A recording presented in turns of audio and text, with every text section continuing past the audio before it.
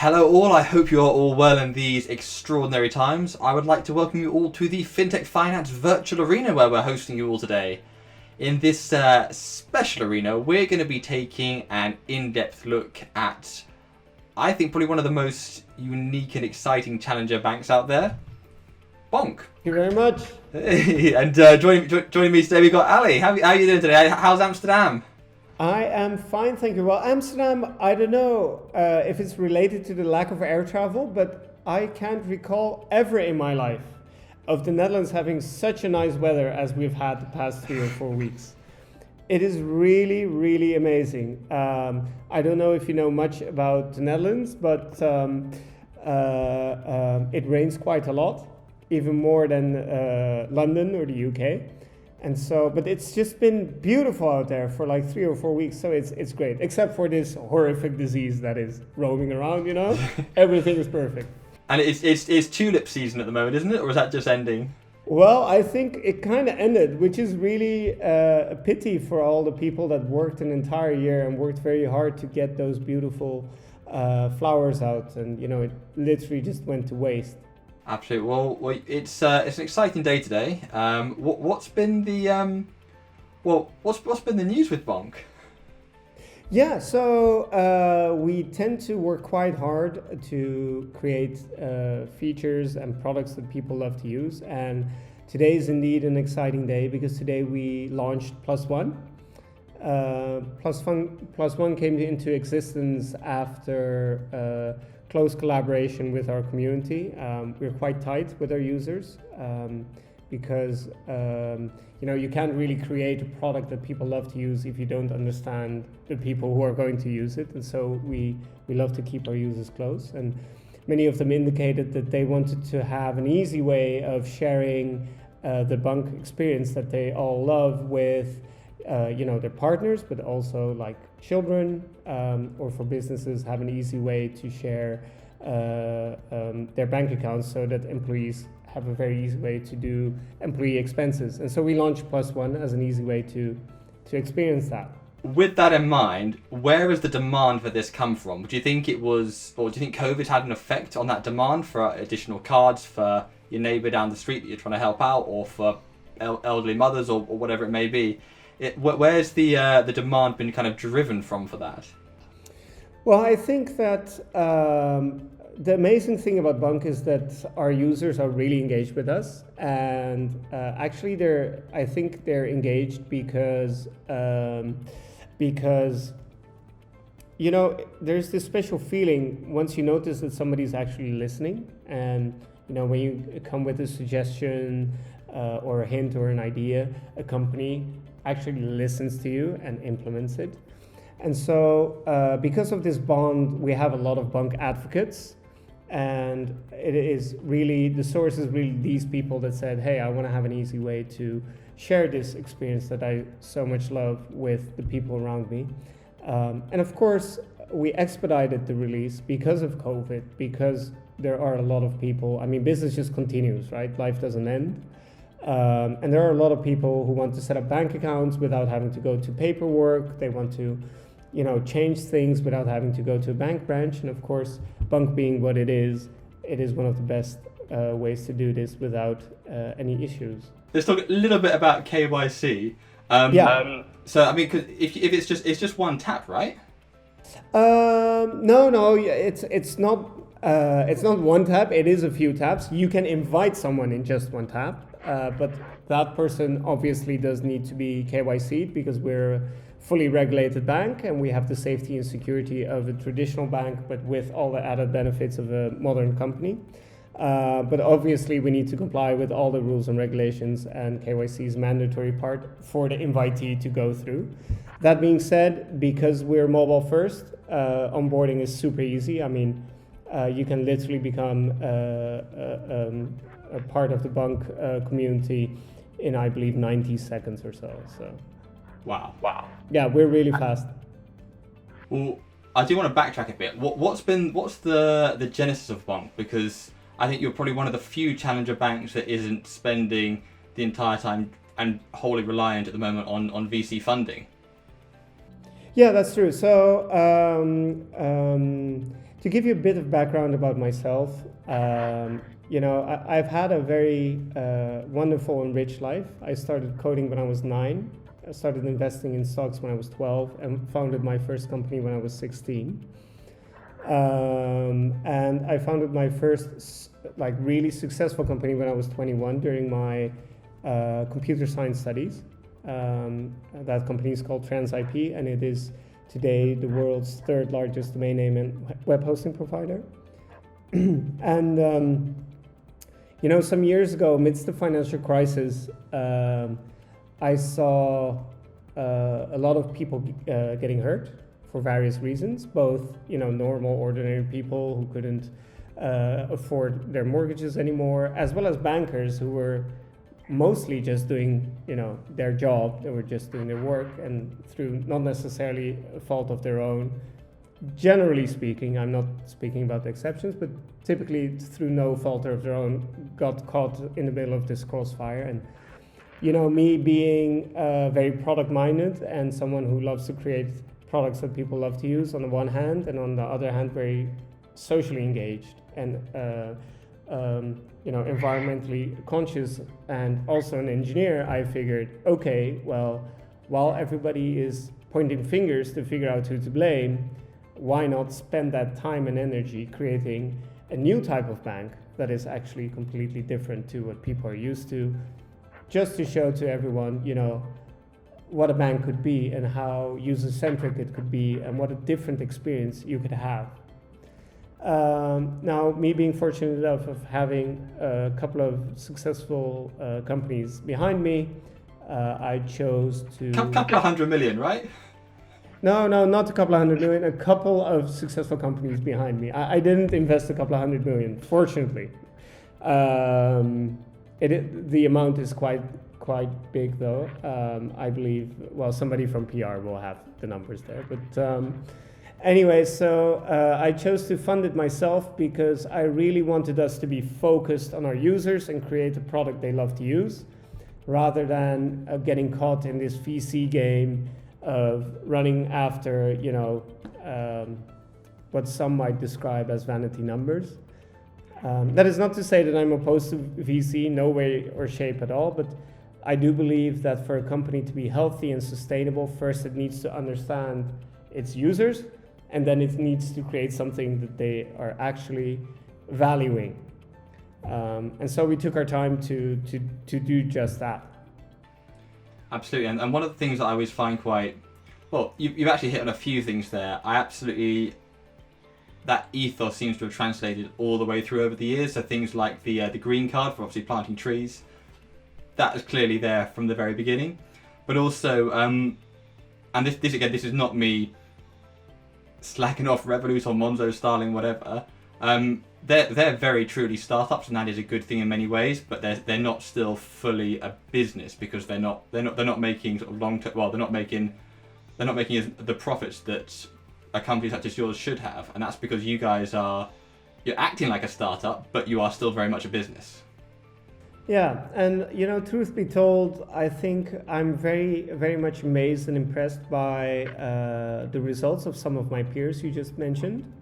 Not necessarily all of them, but some of them are doing quite a great job. But at the same time, I'm also, maybe I'm a little bit old-fashioned, but I like to understand a business model of a business, and I think a part of sustainability is that you at least have a business model that is in theory capable of being profitable, because as you know, at Bunq we do still have losses, but at least the underlying business model is healthy, the unit economics are healthy, and it's projected that if we would want to, we could make a profit a couple of years down the road. So I think we indeed have taken a different approach. We're slightly more calm, so to say. We're less aggressive on our growth, and we're more focused in creating those products that really make life easy and people really like to use. Yeah. Absolutely. Well, it's interesting you mentioned the unit economics there, because one of the things that always blows my mind is when you hear stories of some of the incumbent banks using things like floppy disks, and you think, sorry, what? Backtrack a bit. What are some of the obstacles, because you didn't have any of that floppy disk legacy? What were some of the obstacles that just ceased to exist by starting from a nice blank slate? Well, as with any technology platform, there's a huge advantage of being able to start fresh, because technology just moves so fast that you're burden-free from legacy. However, in the old days, I'm quite old and I'm quite gray. You can see, I guess, with my Corona long haircut. But in the old days, there used to be a joke way back when everybody was still on Windows, that by the time you would order your PC, and I'm on a Mac now, so I don't have those issues anymore, but you would order your PC and then it would arrive at your home 2 weeks later, and the joke was that by the time it arrived, it was already outdated. And there's a truth in that joke. So on the one hand, yes, starting fresh has a huge advantage. On the other hand, if you want to keep having that advantage, it takes effort and discipline and understanding of technology to be able to continue, being lean, because that's basically what we're talking about. Absolutely. I think I'm sure this is not 100% accurate, but you hear that obviously traditional banks spend about 80% just maintaining their current IT systems, specifically with elements such as security, such as payments. And that was never their intention when they set out, when they put in that technology. So how do you avoid, in 10 years' time, Bunq spending 80% of its money on IT just maintaining the current systems? Well, I think there's a number of factors that would contribute in helping preventing that. So one is, and I think this really can't be underestimated, but you need to have somebody aboard in a serious position that actually understands tech. Now, with my background, I'm obviously a coder and I love coding. In fact, I was coding until 5 a.m. this morning to make sure that the +1 launch went well. And it did, so, yay! But, yeah. So, having somebody aboard who understands technology and who is able and capable of making the right calls, and then also has, I'm trying to search for the right English word here, not the mandate, but the clout to make sure that whatever is necessary actually takes place. That's one. Second, I think, once you start, it's like a snowball, right?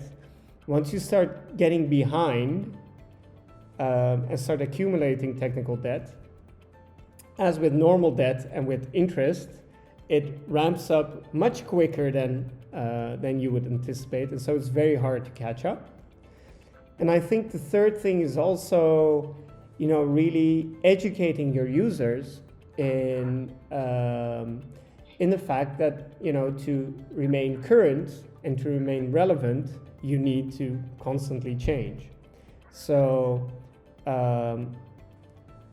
some users basically prefer, depending on their preferences, for everything to remain the same.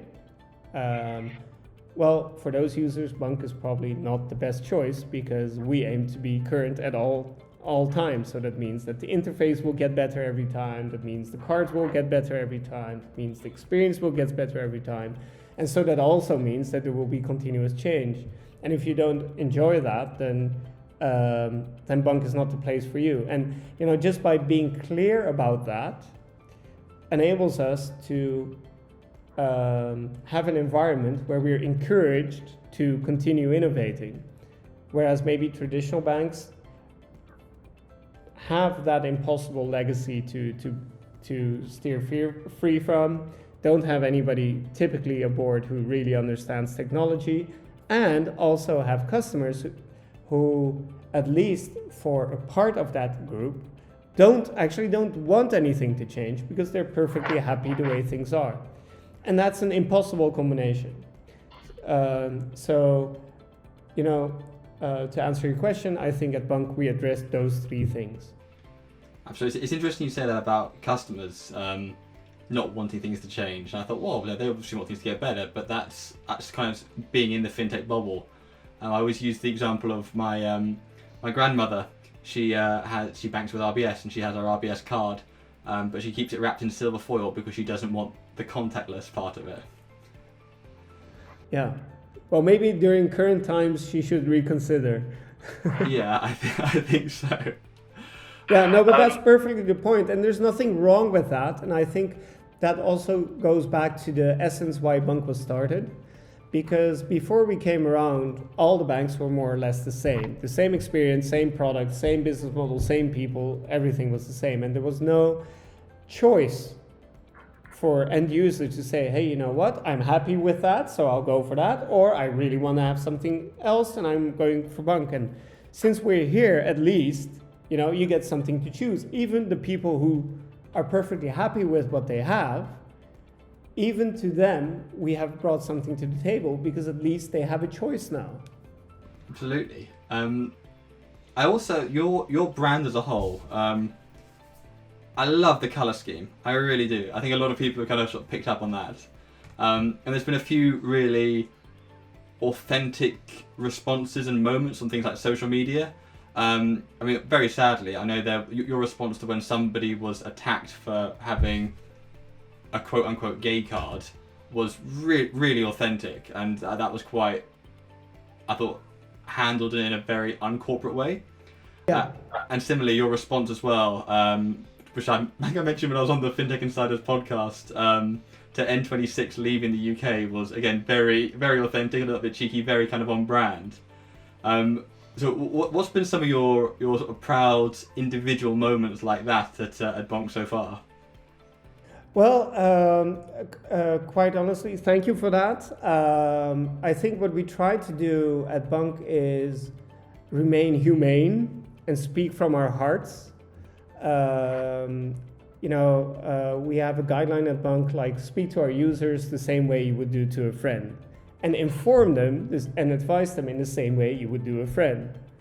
So it's great to see that it's being picked up. And it is so difficult at Bunq because so many things are happening at the same time to pick just one moment. But +1 launch was great. I mean, it's literally happening as we speak. And doing that in the middle of a pandemic as well, when most organisations have, everyone's kind of got to go to the main office and work off a mainframe. The fact that you're doing that during this with everyone working remotely is even more so. Yeah, thanks. Yeah, I agree. And we hit TechCrunch again, which I obviously, that's obviously something to be proud of. Users' responses are very positive. Which is of course logical because we're creating stuff people actually want. Without lifting a tip of the veil, because we like to keep everything a surprise, but I know there are quite a number of things that I'm very excited about, and we're going to launch in the foreseeable future that are going to be great. And of course, now that I think of it, I really, really love this card, which is the green card. And thanks to this card, I believe we have already planted 200,000 trees in just 3 or 4 months' time. So yeah, a lot of cool stuff is just happening. It's just happening, man. It's great. That's very cool. Do you find that because you're obviously in a position where some of your team can work from home, it's basically allowed you to scale up, scale down as needed, and obviously working on cloud-based platforms makes the whole thing a lot more straightforward during a crisis such as Corona or other disasters? Well, actually, the way it went down, at least here in the Netherlands, it was like the government advised, I believe on a Tuesday evening, work from home if you can. So it's an advice. It's not like, you can go to the office if you need to. And because we're very modern and fresh and mobile, everybody has a Mac anyway. We were like, okay, guys, work from home if you can, go to the office if you must. And for us, not much changed. I think more meetings are being kept virtual now instead of face-to-face. And we really didn't have much operational issues. We did have some downstream, obviously, for example, the production of the cards. happens all over the globe. So we, behind the scenes, we're a bit mindful to make sure that we have enough stock. But you know, for every day, it's great. And in fact, in certain regards, someone like me, I get more done now because I just get interrupted less. So there's an upside to it as well. You know, a lot of people have been saying that. They're saying, "Oh, I'm getting more done whilst working from home." The last thing I kind of want to touch on, I asked this to all challengers to the market. Atom Bank has got will.i.am. Klarna's got Snoop Dogg. If Bunq was kind of personified by a musician, who's it got to be? So I think, you know, I was thinking on what artist would represent us best, but I think frankly Bunq would be, if you had to compare it with an artist, it would be a festival. I think that's what really defines Bunq, and that's why we have the rainbow colors. We're not just one thing, we're together and we're different, and you know. I like that, it's very cool. Also, well, thanks very much for taking the time and congratulations on the +1 launch. We've actually got our resident reviewer, Stu from Stu's Reviews, who I'm hoping is going to be going live soon, is going to be doing his review of Bunq. So that'll be coming out in the next couple of weeks. But where else can we find out more about you guys? Yeah, you can just download Bunq in the App Store and give it a go, and you can go to www.bunq.com and, you know, just check it out if you like it. Brilliant, excellent, awesome. Thank you very much. Thank you so much.